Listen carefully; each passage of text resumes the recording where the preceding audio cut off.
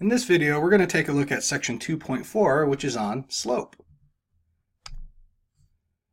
Linear equations in two variables. So we're finally going to introduce in chapter 2 linear equations, which we've already seen a little bit earlier in the chapter, but this is the official introduction to what those equations look like.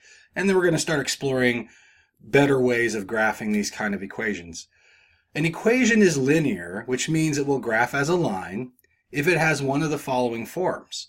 Y equals mx plus b, which is probably its most popular and well-known form. This is called the slope-intercept form, and we're going to spend a little bit more time talking about that today. Or if it's in this form, ax plus by equals c. So if you have an equation that looks like that, that's also a linear equation, and that's called standard form. And so if an equation looks like that, it would also graph as a line. Oops, hit the wrong button. Sorry about that.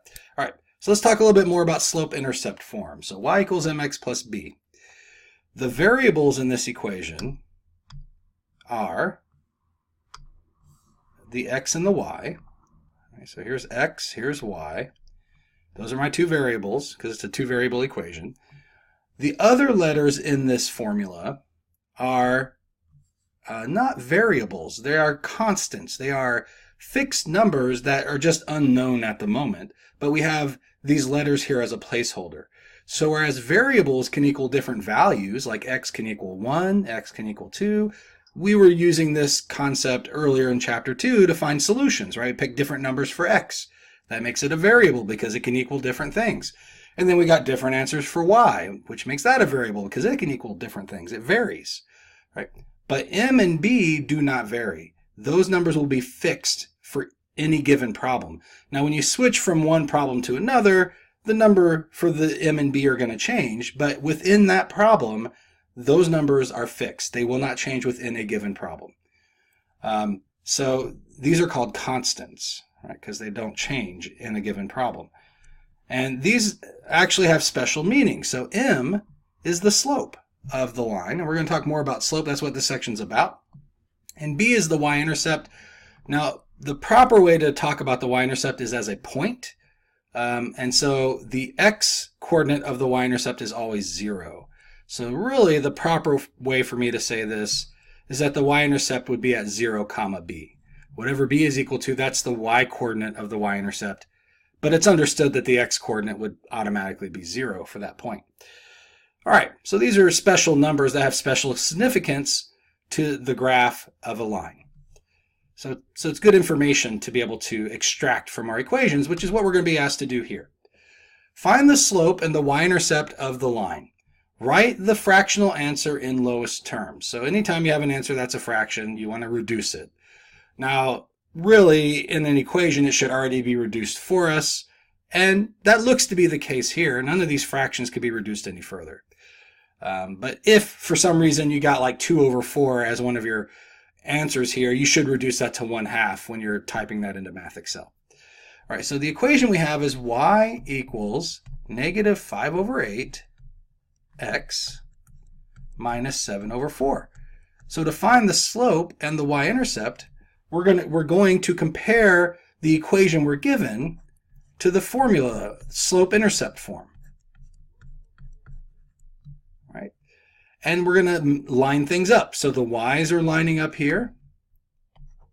The x's are lining up. And so we can see where the constants are lining up in this formula as well.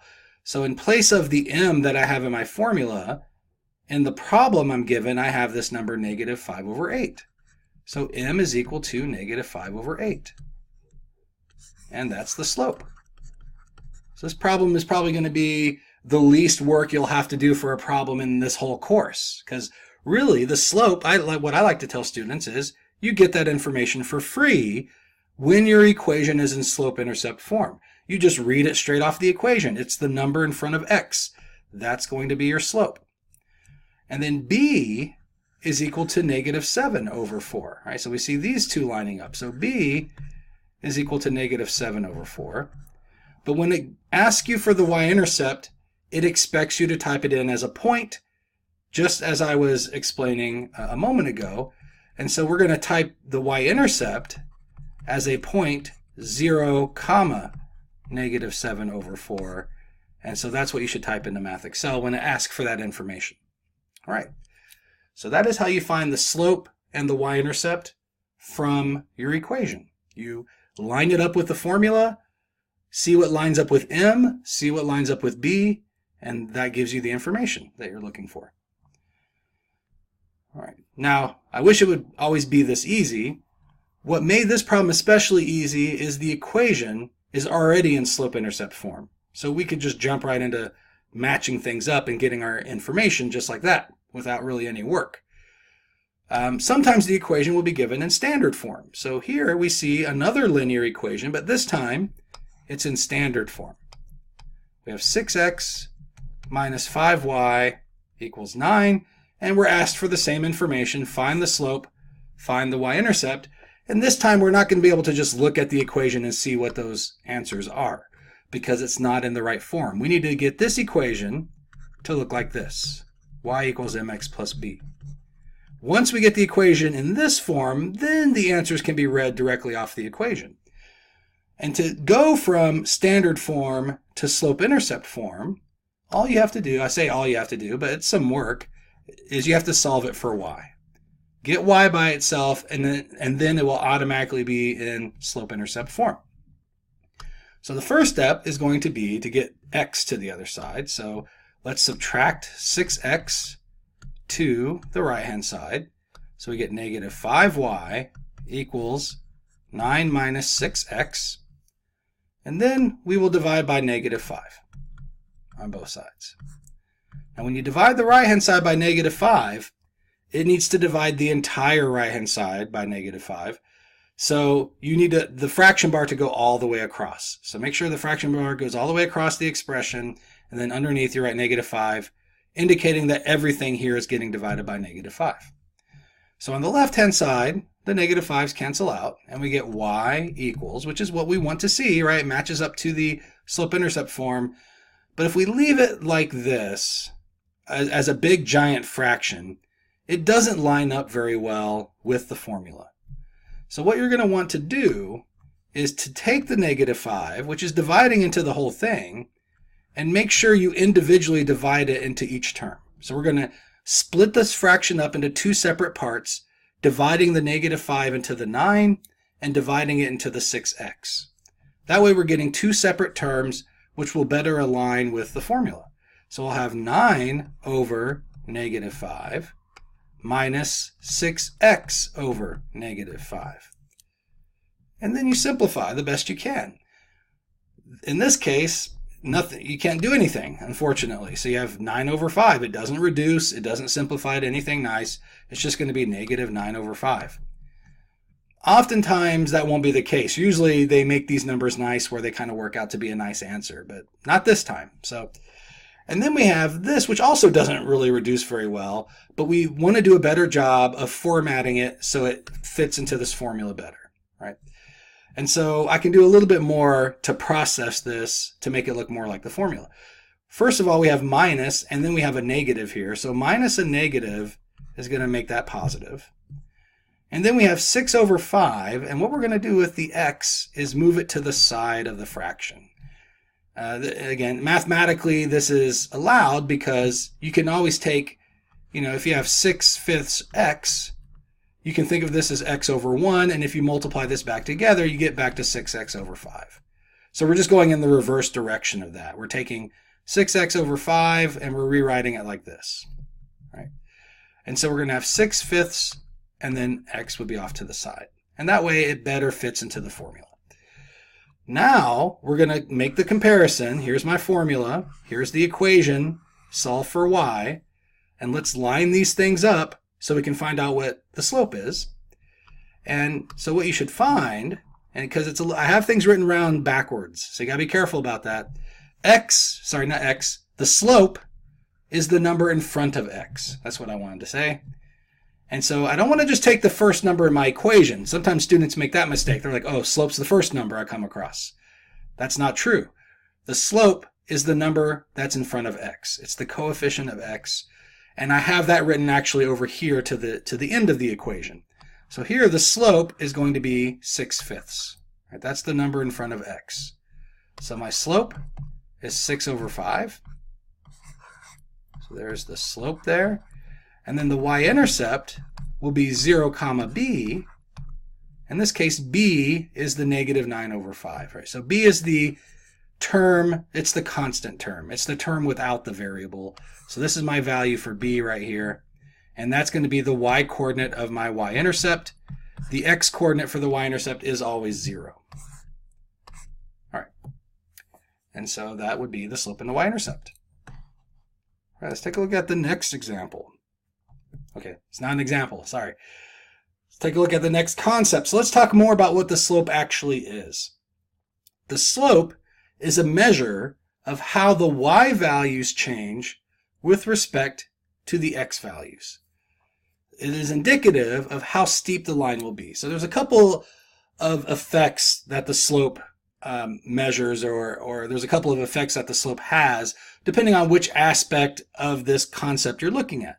So if you're looking at a graph, the effect that the slope has on the graph is it makes the line, it determines the steepness of the line.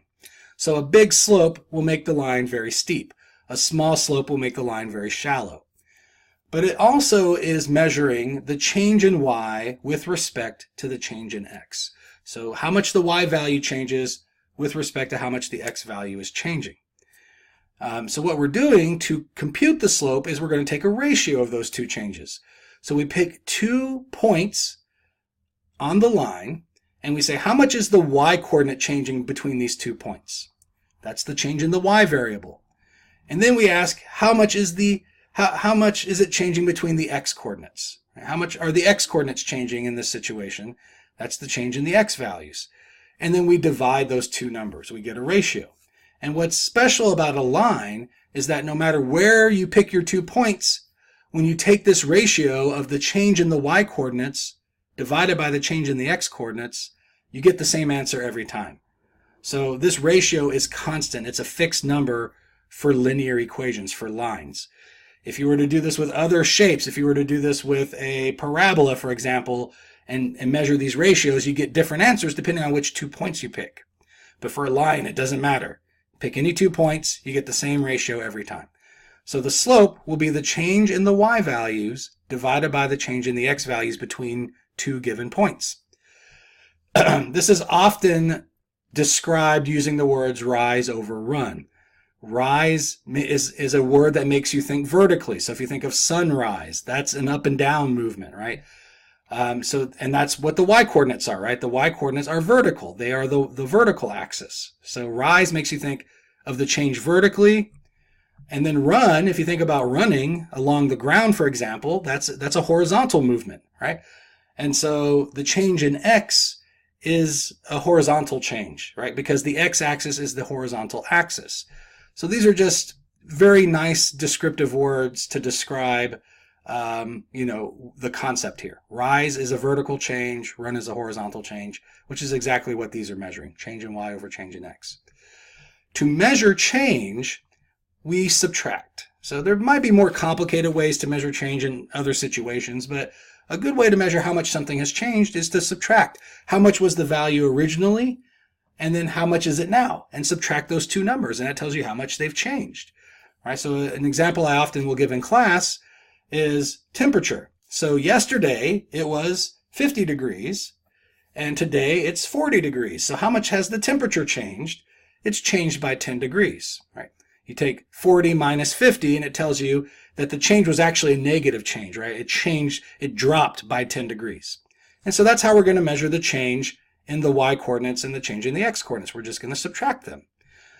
And so we have a y-coordinate minus another y-coordinate. And to distinguish between the two different y-coordinates that we're subtracting, we use subscripts. So y2 means the y-coordinate of the second point, minus y1, which is the y-coordinate of the first point. And then on the bottom we have x2, which is the x-coordinate of the second point, minus x1, which is the x-coordinate of the first point. And that will tell you what the slope is for that linear equation. So let's go ahead and practice using that formula. All right, so we have a graph here. And if they give you a graph, the way you'll want to calculate the slope is not using the formula y2 minus y1 over x2 minus x1. you'll be better off using the concept of rise over run. So go to the 2 points that they've marked for us. Now really, you could use any 2 points you want, as I mentioned earlier. For a line, you get the same answer regardless.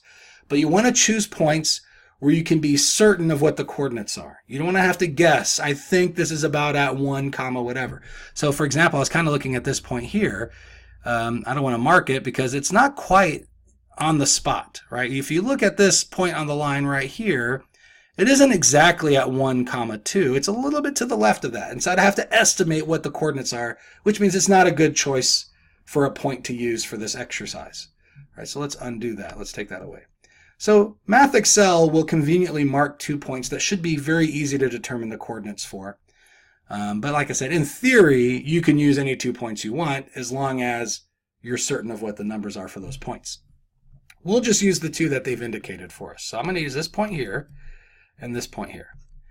And I'm going to measure the rise between these 2 points. I'm going to start from this point over here on the left-hand side and then move to this point here. And I'm going to count the vertical change, the rise, the up and down change going from this point to this point. So how much what's the altitude change here, if you will? Right, I'm starting at 7, and then by the time I get to this point, I've dropped to -4. So how much change occurred there vertically going from this point to this point? There was a change of 11, because we're starting at 7. It's got to drop down to 0 first, and then from 0, it has to go down to -4.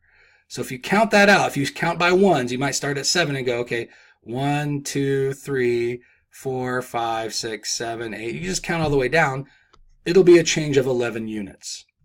But because it's dropping from +7 to -4, that change is a negative change. And that's an important detail that we need to have right in order to get the correct slope. So it's dropping down by 11, so it's a change of -11, and that's the rise. That's the vertical change. That's the rise in this graph. The horizontal change will be the run, and so I want to measure how much does the line change horizontally when I go from this point to this point. How much movement is there from left to right?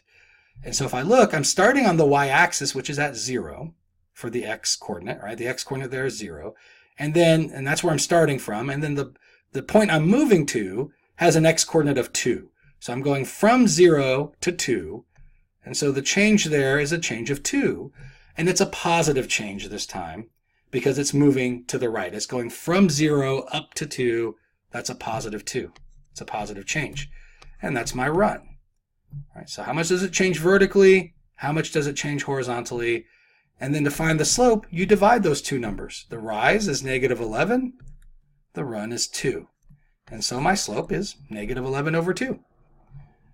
And so that's how I would recommend finding the slope from a graph. All right. Another kind of problem you'll be asked to find the slope for is given 2 points that are explicitly stated. So instead of showing you the 2 points visually in a graph, they're just writing it out. Here's 2 points. Find the slope of the line that goes through these 2 points. For this situation, I would not recommend doing rise over run. You could plot the 2 points and then do the rise over run exercise like we just did. But that's kind of a lot of work to set up a graph, mark the numbers, plot the points, and then count it out.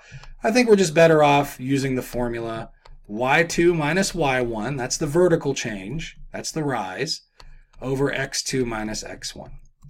And we'll just take the numbers we're given here, plug them into the formula, and we will get our slope. Before I plug the numbers in, I highly recommend that you label them first so that you make sure you plug them in the right way. It is possible, there's a couple mistakes you can make plugging the numbers in the wrong order. So we want to be careful that we're plugging the numbers in correctly. And so remember, this first point here is an x and a y coordinate, right? Every point has an x coordinate and a y coordinate. And the second point has an x coordinate and a y coordinate. So I'm going to label them x comma y, x comma y.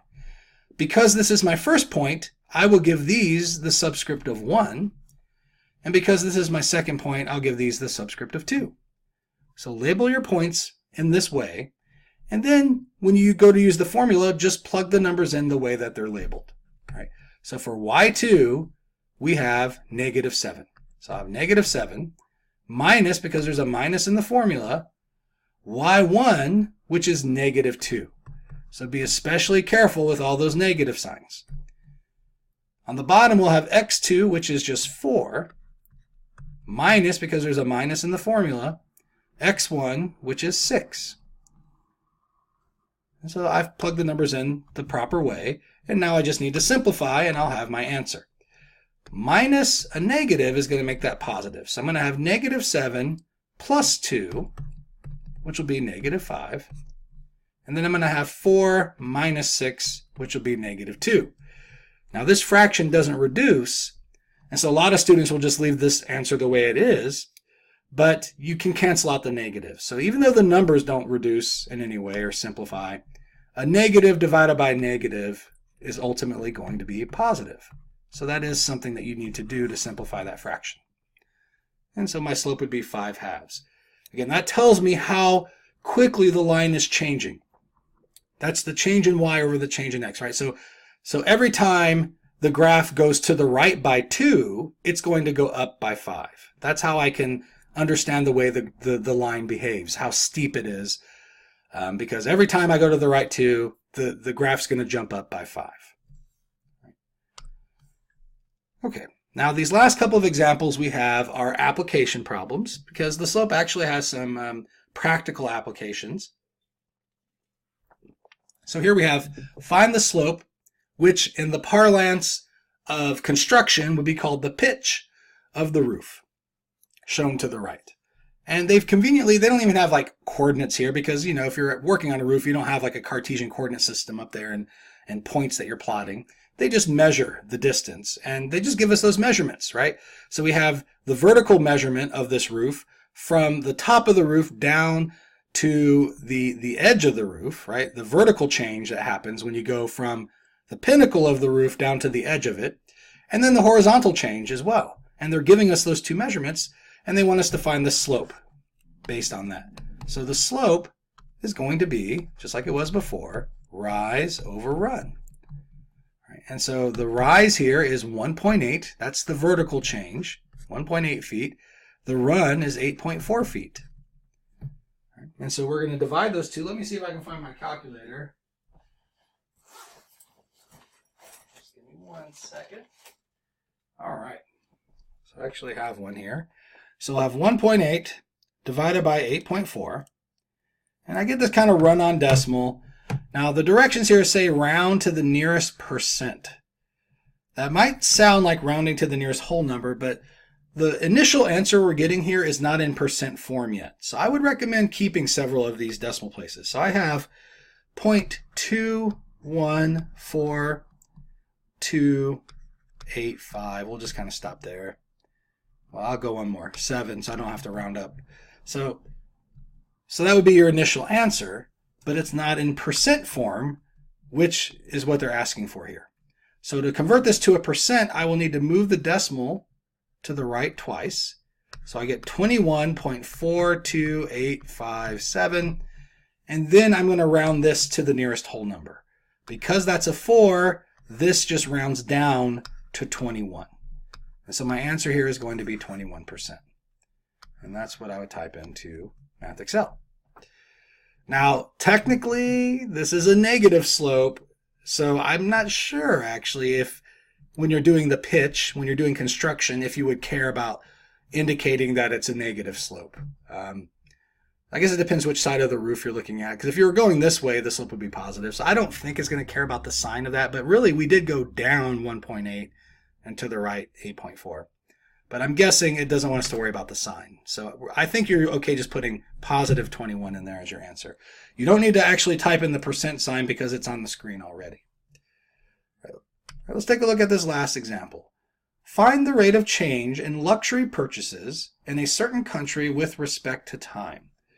So whenever you see this phrase, rate of change, you should immediately think that's the slope. So rate of change is just a slope. And so they give us 2 points here, and we could try to do the rise over run. That could be done, but the numbers aren't the most cooperative. So in a case like this, even though we have the graph, I actually would just use these points in this formula here. I feel more comfortable doing it this way, so I can make sure I get these calculations right with these numbers. If the numbers were easy to work with, I would just count it off. I'd say, okay, I'm going up 5 and to the right 7 or whatever. But it's going to be hard to count that here with numbers like 27.3 and 8.4. So let's use these 2 points. We will label them just like we did in the previous example of this situation. So I'm going to call this one x1, y1, right? It's an x and a y. It's my first point. I'll call this one x2, y2. And then I just plug the numbers in the way they're labeled. So for y2, we have 27.3 minus y1, which is 8.4, divided by x2, which is 2015. That's supposed to be a 2 here, minus x1, which is 2008. All right, so then you get your calculator. We're going to have 27.3 minus 8.4. That's going to give me 18.9. Probably could have tried to do that in my head, but I didn't feel like trying. 2015 minus 2008, it's going to be 7. And then we will divide those two numbers, 18.9 divided by 7. And they were pretty nice to get this to work, because this could have been a run-on decimal, but it works out to be a pretty nice answer, 2.7. All right, so we get 2.7. And so remember, the units of the numbers here, based on the units we used to calculate it, the top numbers were in billions of dollars, right? So if you look over here, it's in billions. And the bottom number is in years. And so this would be billions of dollars per year, right? That's the units of this number, which is what you see already typed on the screen here. Now, if they wanted the answer in dollars per year, we would have to actually write out all the zeros for those billions. It'd be 270000, a bunch of zeros per year, right? So it's, in dollars, it's, 2, 7. I don't know how many zeros there would be for billions. I'm trying to think. 0, 0, and then I think 6 more zeros after that. So like 8 zeros. So 2, 7, and then 8 zeros after that. Let's just write it out. 2, 7. Right. This would be in dollars per year.